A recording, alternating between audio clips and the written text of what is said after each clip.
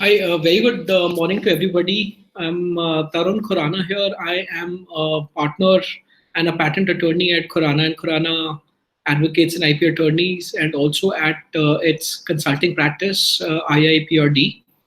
And thank you very much for everybody who's going to view or watch this video live. And uh, we have been doing a series of webinars for the last year or so, and they have been very well received. And therefore, we thought of continuing the momentum and changing the topic slightly from the consulting practice to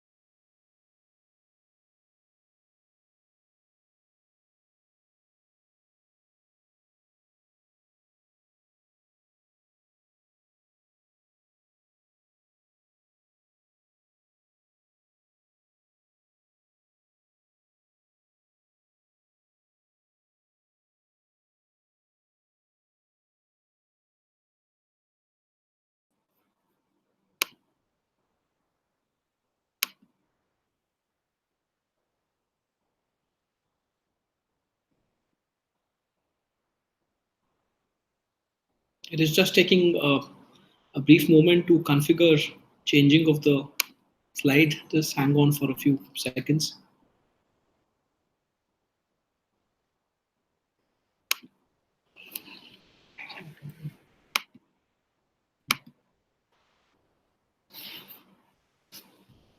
So as you can see, this is the topic for today, which is the relevance of intellectual property valuation in the corporate ecosystem.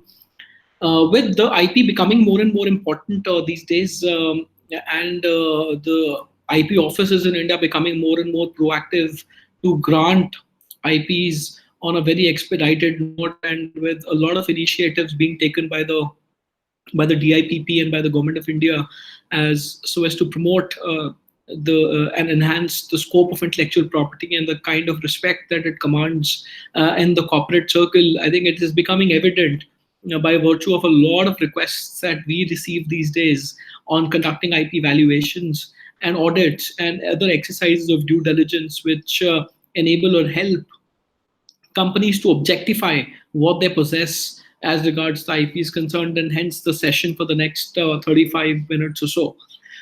Very quickly, going to what IPR is all about. As most of us are aware, intellectual property rights are rights that are given to persons over creation of their minds, which is basically any mental outcome of an entity or of an individual that pertains to either a trademark or a patent which pertains to a scientific improvement or a technical contribution that he might have done, or perhaps a copyright that he may have as regards his creative work is concerned. So any mental creation which gets exhibited or is coming out as an output of a person is intellectual property, and the rights that are given to it by virtue of a statuette which is created is called an intellectual property right, because that gives an exclusive right to the user or to the creator to exploit his or her creativity for a certain period of time. And IPRs are basically of four types, five types, and there are a few others as well, which relatively are lower in terms of their exploitation. The first one being patents, which are basically trying to protect inventions and technical contributions and scientific improvements. Second one being industrial designs, which basically protect the aesthetic appearance or the shape of an article, only the shape and not the functional aspects behind it. And then we have trademarks, which essentially protect the brand and the logo and the any kind of graphical representation that a company might be associated with. Then we have copyrights, which basically uh, enable protection of an expression, and it could be literary, it could be musical, could be dramatic, any other kind of artistic or creative work essentially gets protected, including software as regards its source code is concerned. And then we have geographical indications, which enable us to identify where the goods are coming in from and what is the peculiarity of that particular territory or geography, by virtue of which the product is of that particular nature, which could range from Banarsi saris to Aligarh locks to Darjeeling tea and other such territorial or geographical attributes that play a role in the quality or the reputation or the characteristics of the goods in context. Now, post a very brief introduction that we have had on what intellectual property is and what are the different types of IPs, what is IP valuation? Now, an IP valuation is nothing but a very clear and objective measure of how much the IP is worth, and that is something that is very critical for a lot of reasons.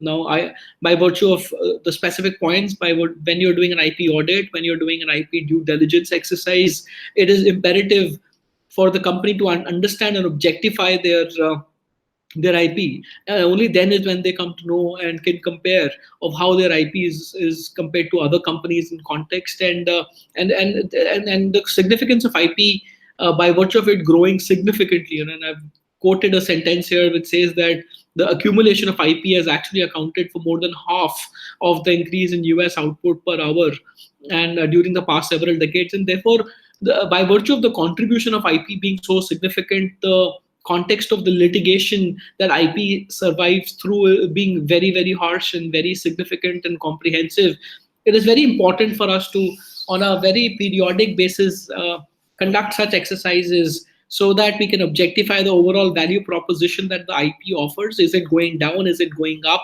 How much have I monetized? How much have I licensed? What part does the IP play as regards my books of accounts are concerned? And therefore, in addition to that, also objectify the contribution of IP to the overall company valuation. That's also very critical. We have to note and see that if my company is valued X, what percentage of that is it? 20% or is it 30? As regards my IP is concerned, and the higher the percentage, the more sensitive the company becomes to the IP in context. And IP valuation also enables a stronger and a more better appreciation of the entities in the eyes of an investment or investment fund or a VC entity, for example. And when you try and quantify and objectify your IP, companies do understand the rationale and the basis for it, particularly when the company is in very, very early stage and wishes to monetize or use its intellectual property or its patents, for example, to the fullest, and wants those patents to play a big part in terms of the overall investments that it is attracting. During such representations, IP valuation plays and has an important role. And then finally, IP valuation also facilitates in making more realistic and attractive funding pitches while entities are going out to VC and angel investors, and helps justify the expected company valuation and revenue projections.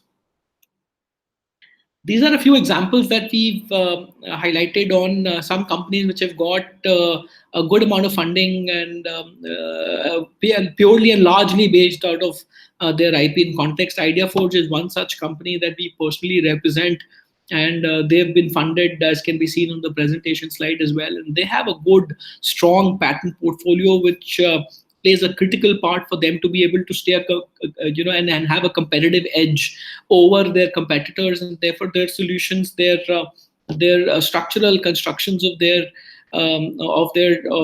equipments and devices and the UAVs that they're essentially sending out and sort of commercializing at this point in time. A big part of it is by virtue of the patents that it sort of plays. Now, Dyro Labs also is another entity which is based in Delhi, and then they also have a portfolio of almost about 30 to 40 applications on the patents, and were able to get a good round of funding from InfoEdge a couple of years back. And there are certain other entities.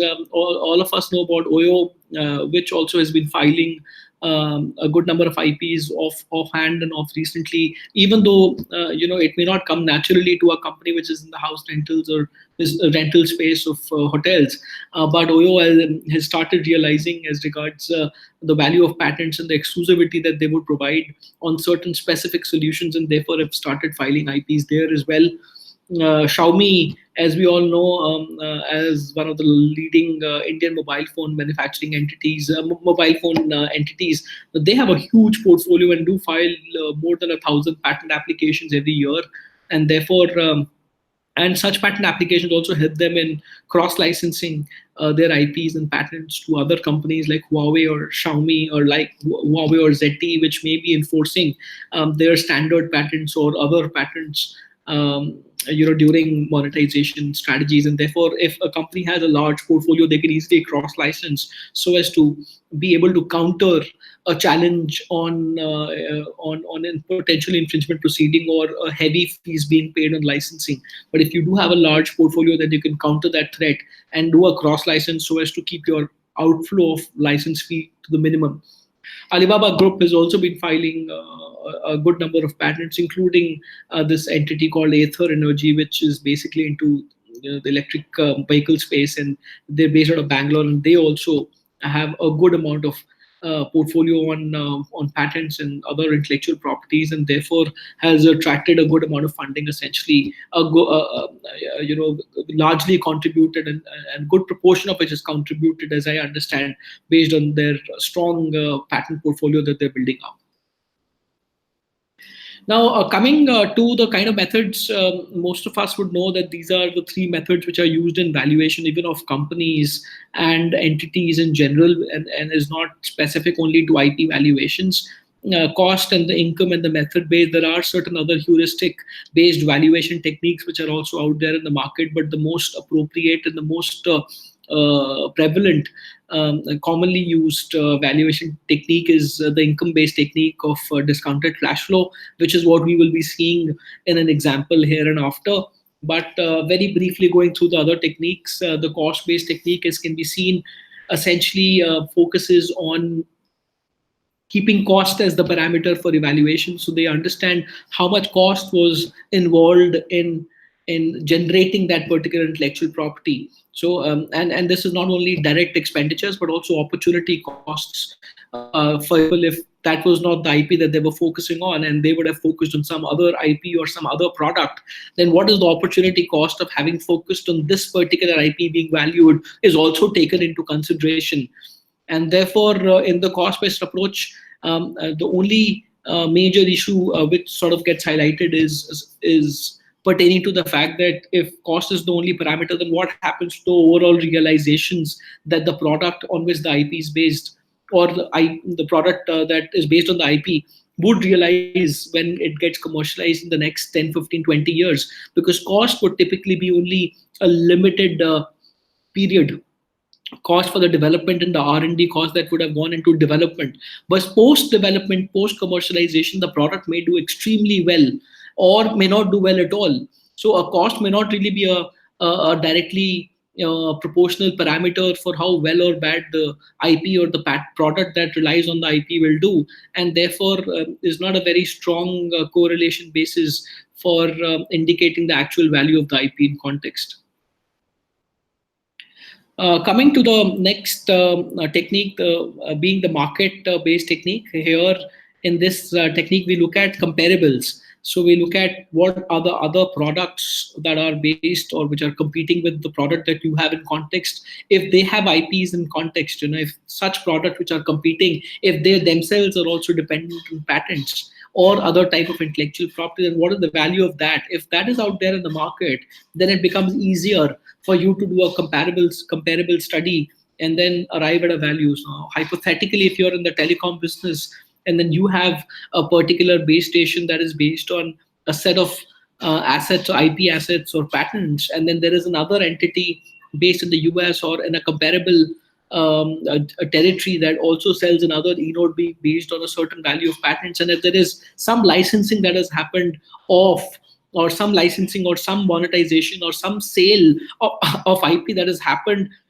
for the patent portfolio of the other e-note B competitor entity of yours, then in that case, that value of the other e-note B can be used as a good basis point for us to be able to rationalize and objectify our IP valuation in as regards the e-note B product or the patents that are dependent on our e-note B in that context.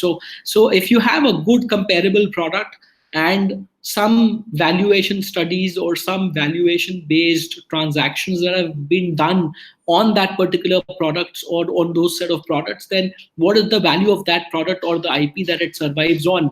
That can be a good basis for us to compare and then make an assessment of our IP on. And therefore, and that is what the market-based approach is. But again, this technique also has a lot of issues, particularly the fact that it is very hard to find a comparable product. Every product is different as regards its method or technique of implementation is concerned, maybe different as regards its target audience is concerned, maybe different as regards its years of development or commercialization is concerned, maybe different in terms of the territories in which it is being sold. So because it's very hard to find an actual or a good comparison or a comparable product or an IP in context, it becomes equally difficult to use this technique accurately.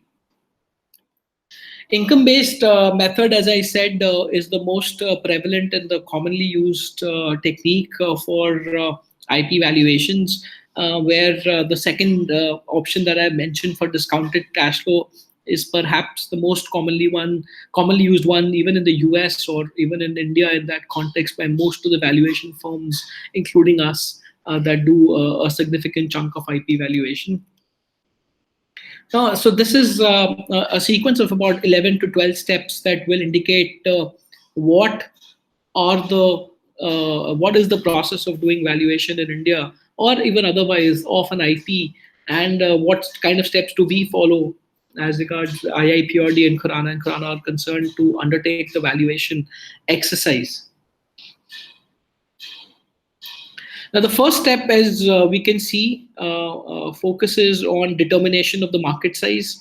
So we have to first define what product does my patent pertain to? I have to understand how big is the market size in the territory for which we are doing the analysis. And when I say the market size, I've assumed here that it will be in terms of the number of units being sold across or manufactured, not the revenue per se. And we will come to the revenue in the second or the third step herein.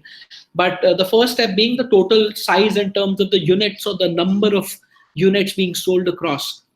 And when we go into the nitty-gritties of it, as we have seen in the first step, as we can see, the first step is to identify the market and the geographies for which the valuation is being done. So we have to understand where all is that IP applicable. If it's a patent filed only in India, we really cannot do a US-based valuation for that Indian patent. And therefore, it's important for us to first of all define which countries are we going to do the valuation with respect to, because if we're doing it with respect to India and the US, then the overall value by virtue of the market size will go significantly high compared to if we were only to do it for the Indian market. Once the markets have been identified, we collect data as regards the market size is concerned for the last few years. Say for the last 3 or 4 years, we identify how much has been the sale volume, how much has been the manufacturing volume, and the data has to come from very reliable sources which can be cited across in the valuation report. They could be government websites, they could be papers that you could buy, they could be reports of consulting firms that are reputed enough to be able to rely on as regards the data points are concerned. And once we have the data for the last 3 or 4 years, we can easily project it over a period of time. Now, for what period of time to project it depends on the economic life of the IP. If you have a patent which is for a legal life of 20 years, but typically the technologies do have an overall change in about 6, 7, 8 years, perhaps maybe in the software industry about 2 years, and therefore you have to very clearly appreciate on a very realistic note of for how long would this product be in the market and how well could it do for a good number of years.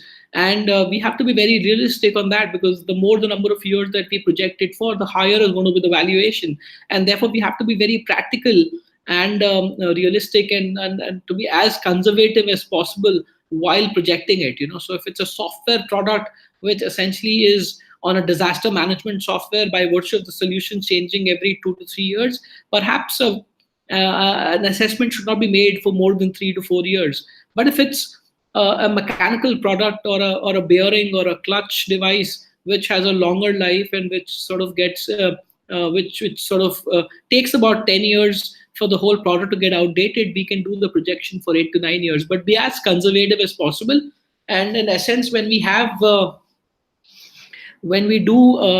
have the data for the last 3 to 4 years, then the data for the next economic life needs to be projected, like we have done in the graph that we've shown on the left hand side. And this is another example that we have done an exemplary evaluation report for a particular watch that had certain mechanical features by virtue of which there were technical difficulties, or the issues of existing watches getting inaccurate after the period of time was being resolved.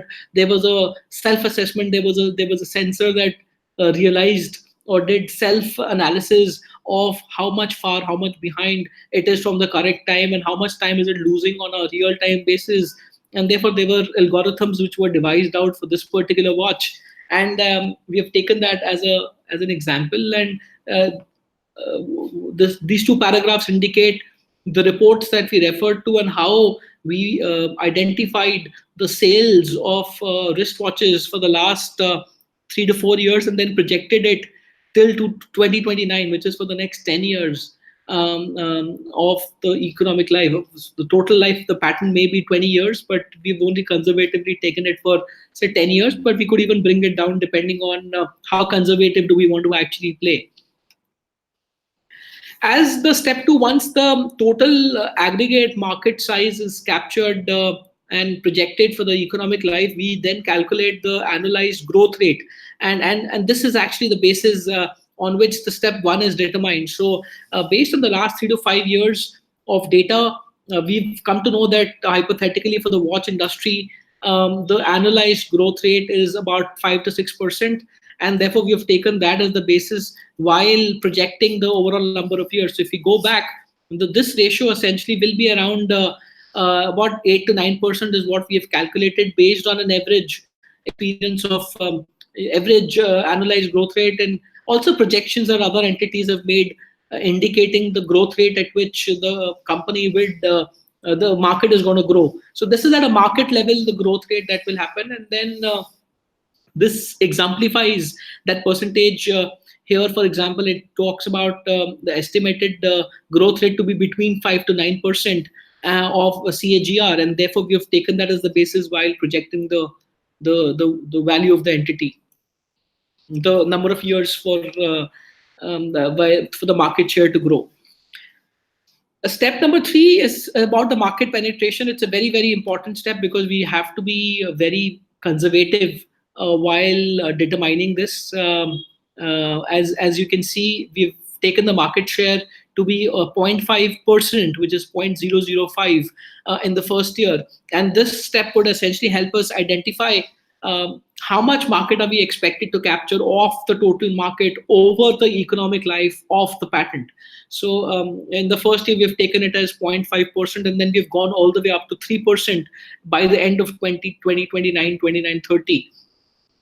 And we could even keep it more conservative. A lot of it gets also determined based on the value proposition of the patent. Now, if the patent is an incremental patent where the incremental improvement is relatively minor, then obviously the market penetration will be very, very low. But if it's a groundbreaking product which is completely going to replace the entire market paradigm, then in that case the overall market share will increase significantly, and it could even be taken up to 20-25%, all depending on the technology in context, where the entity having the IP is, or as regards the development is concerned. So if the development takes about 3 years, then for the first 3 years of the economic life, we really have no penetration at all. But the penetration then starts immediately after the product is launched, and as a result of which, market penetration will also depend on your commercialization strategy as regards, would you want to commercialize it on your own, or would you like to license it, or would you want to sell the patent, or what are you going to do? So how good the patent is, how valuable it is, how broad is it as regards enforcement is concerned, how novel it is. All of those are parameters, including the ones that I mentioned, that will help you understand and evaluate and put across here of the expected market penetration that you do expect the product or the patent to have. This is an example that we have given with respect to the watch industry and how the e-commerce industry is playing an important role in sale of watches, and how things are growing as regards commercial watches, digital watches are concerned, or even smart watches are concerned. And the more the features of smart watches are concerned, the more features that we give in there for users' behavior to be analyzed, for users' health to be analyzed, higher is the likelihood that the product will do better, and perhaps through a licensing strategy or through a self-commercialization strategy.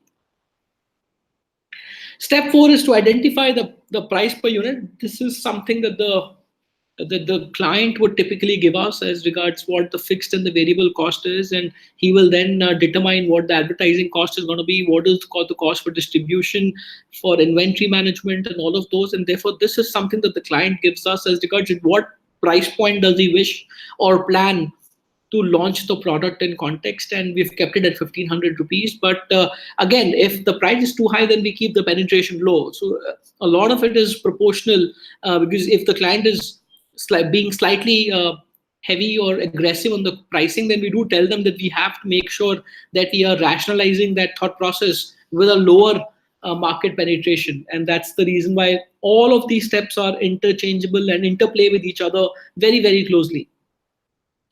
As the fifth step, once we've identified what the price per unit is going to be, then we determine the profit margin attributable to the patent. It's typically about 25-30%, again, depending on the product in context, the industry that the product is in, how heavy the competition is.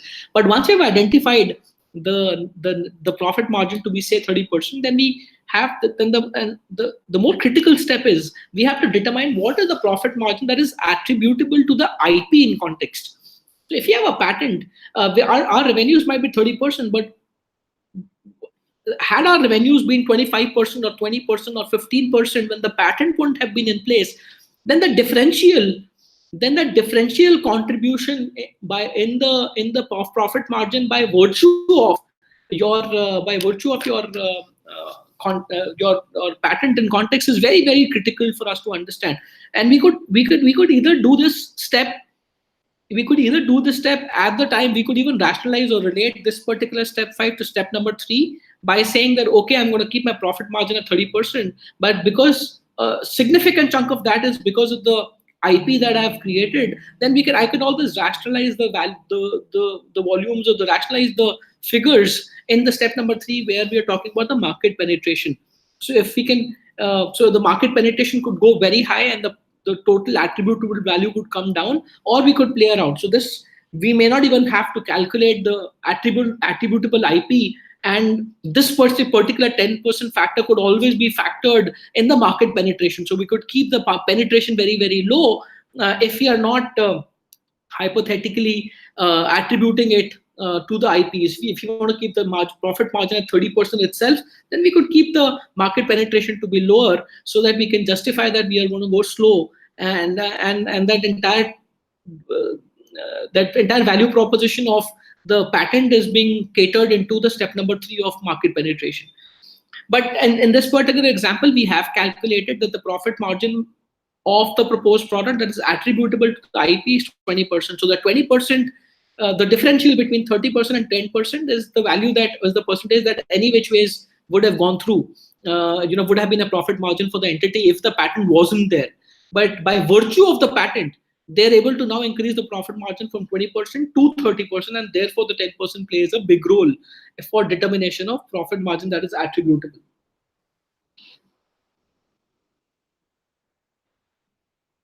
Sixth step is for technology readiness, is for us to understand where in the entire life cycle is the patent, is the product which is relying on the patent, where is it in the proof of concept, has the prototype been developed, is it ready for commercialization. So at what stage are we doing the valuation is very important and factors into the overall IP valuation process as well. This will play a big role when we talk about step number 8, but step number 6 is just an intermediary step that we have to take into account. Step number 7 is for the generic tax that would be applicable on the profit margin that we have. Considered or hypothesize it to be 30% at this stage.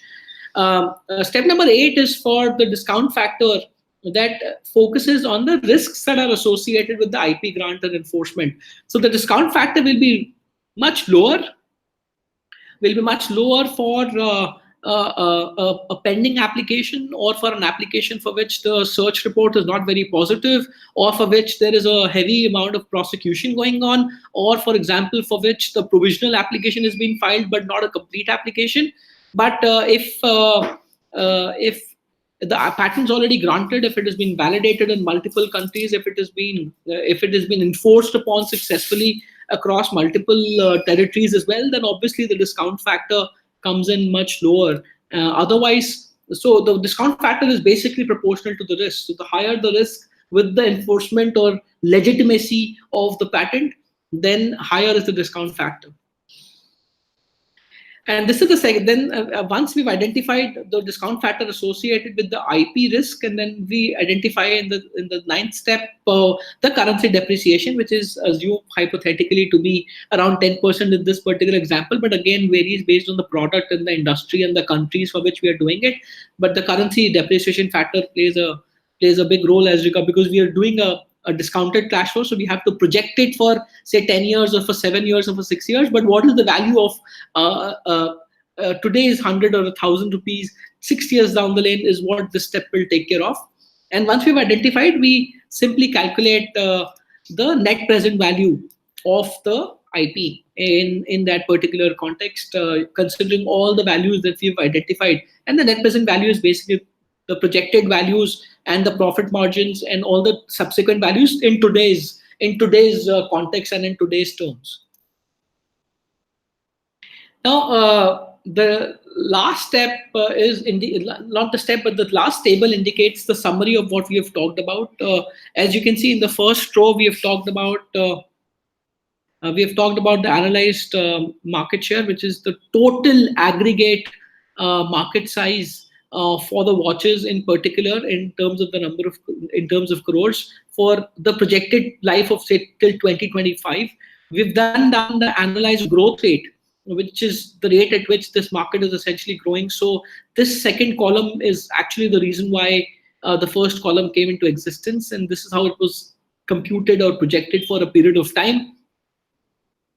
Then we've identified the market share as regards the penetration that the patentee or the product owner will essentially does plan to have on as conservative a note as possible, and could essentially be 0.5% in the first year upon the product launch, and then could go up to a maximum of 4% in 2022, and then can come down by virtue of other products coming into context, or better solutions coming into the market.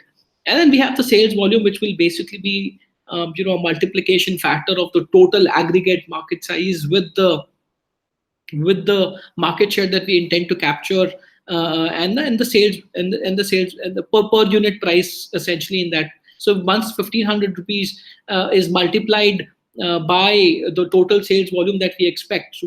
So this is 0.02 is essentially based on point multiplication of 0.5 and 4.75. So this will indicate and give you 0.02. This is the total estimated number of watches of the patented article that we expect to sell.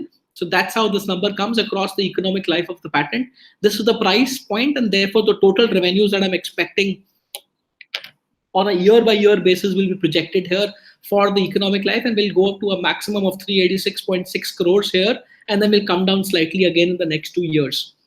The profit margin, as we have analyzed, is 30%. It could be 50%, it could be 60%, it could even be 5%, depending again on the industry in which you're playing. This is very important that we've then identified the profit margin attributable by the IP slash patents, which is 10% here. And therefore, when we multiply 35 crores, that we will essentially be our revenues for the first year of the commercialization, then what is the profit? So this profit is attributed by virtue of the patent in context that the entity realizes. We compute it by the tax, we handle the taxes, we have the PAT thereafter, and then we have the discount factor to eliminate the risks with IP grant and enforcement. So here we have 20%, which is the risk that this patent is exposed. So there is 20% likelihood that the patent, if challenged upon, will get either invalidated, or there is annuity or renewal fees that may not get paid, or anything else that will jeopardize the IP or the patent rights in context. And this is a much lower figure. It could go up to 0.8, 80%, 90% if the application is pending, or if the prior arts which have been cited to invalidate the or challenge the patentability are very, very close. But we've assumed, because this is a granted patent that we had taken in this case, and therefore the discounted PAT comes to this. And then we have the currency depreciation factor that we've identified in step number 9. And then we have the analyzed net present value, which when summed up will give you a value of about 57.88 crores. And this is just a very exemplary, very, very high level snapshot of the process that is to be followed while doing an IP valuation exercise. And this presentation will be obviously on YouTube, and therefore if there's any question or clarification, we can always be reached out. My email address is tarun@iiprd.com or tarun@khurana and khurana.com. But this and like we have done here, on similar lines, we also do brand valuation exercises. We do copyright valuation exercises, where obviously the strategies very significantly change when we do brand or trademark valuations, because we then have to focus more on what the company has done. How many products has it sold? What is the value of those products? What is the market share that the company realizes by virtue of the brand name? What is the geographical spread? What is the PAT thereafter as regards the profit margin after tax is concerned? So a lot of parameters do change when we do brand valuations or trademark valuations, but fundamentally the process followed is essentially on the income-based approach, and that is how we take it forward. If there's any question here, I'll be very happy to take it, and perhaps or can be reached across by an email as well.